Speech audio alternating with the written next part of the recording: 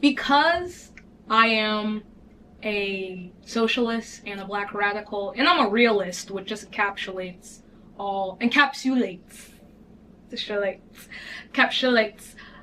those other things. It's that because anti-blackness exists and it runs so deep in our society to this point, there will actually never be a black, lesbian, heated rivalry. The same parameters can exist, but it will not be indulged in the extent that heated rivalry is, because it predominantly focuses white men.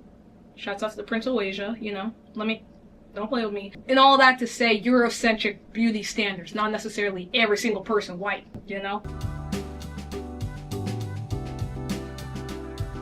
I like to be around black people that are pro-black. That's on the homegirl's lace front on my kids. I don't want to hear shit about she pretty for a dark-skinned girl, she got good hair, none of that shit around me. We gonna make our ancestors proud around this motherfucker. We don't even play like that on my kids. I know that, you know, the two main characters are going to be Afrocentric, queer, sapphic in different ways, black women. In making this show about black lesbians, black sapphics, I want to capture the scope of heated rivalry and truly make something realistic, but also it's not filled with tragedy and drama and black women suffering every fucking other second on the screen. But the thing about whenever a queer person, and it can be like a white cis gay male, it's like, you know, the ones that get really all the respect, like whenever there's a queer person relative to a straight person or someone that at least is fitting into the heteronormative side of the world, the queer person is always juxtaposed to be some sort of problem,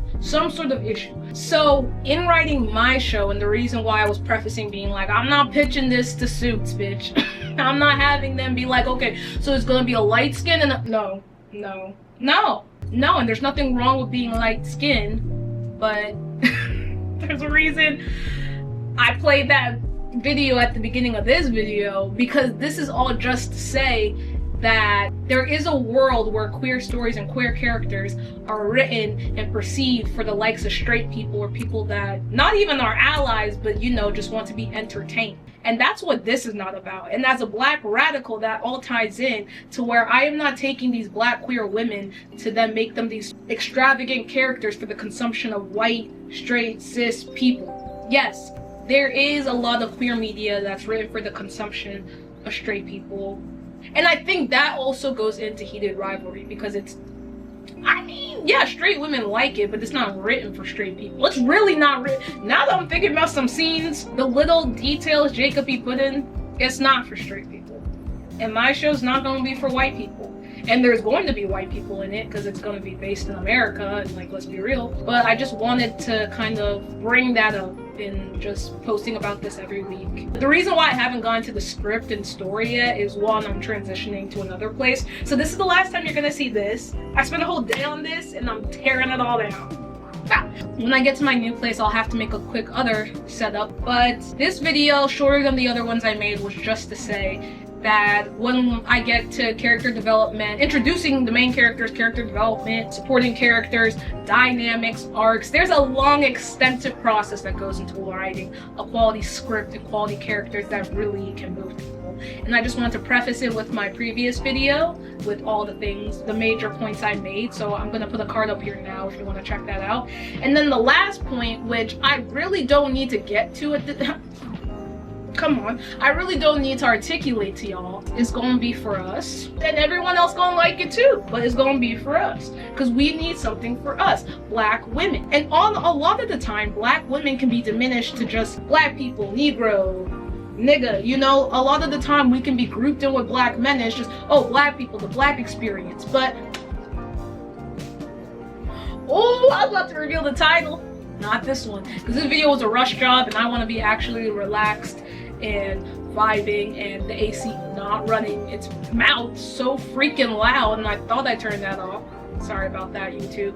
Yeah, that's all I have to say this week, and I'm gonna keep writing more pages and thinking more about this coming actually into fruition, because you know you say that and then it's like, oh yeah, you actually have to meet people and start workshopping scenes, and I just need to be more on that. Thank you so much for checking out this video. My name is Nixon. I didn't introduce myself at top.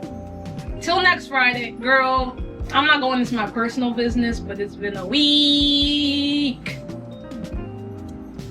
And I was gonna say that I was listening to Something Rotten, and there's this song from the character Nick Bottom about how Bottom's gonna be on top. And why that make me think of Shane in season 2?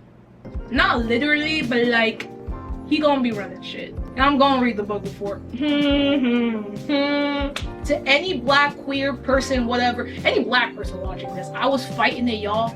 I was like, no, we're not watching something, the Beckler test, whatever that shit is. Well, for black people, the black version, I was like, black woman, I was fighting it.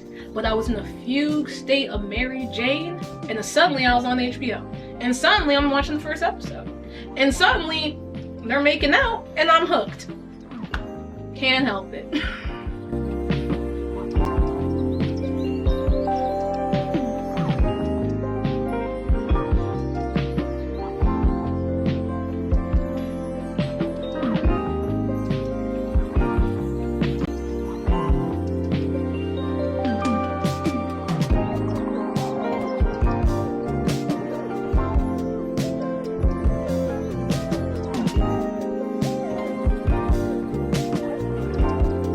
And I almost forgot before I put the glasses back on and wrap this hoe up. I made this pottery on Valentine's Day. Shouts out to Pottery by Ash, based in LA. Love the community, run the folks that put that up, and I just wanted to share that. Cause, wow.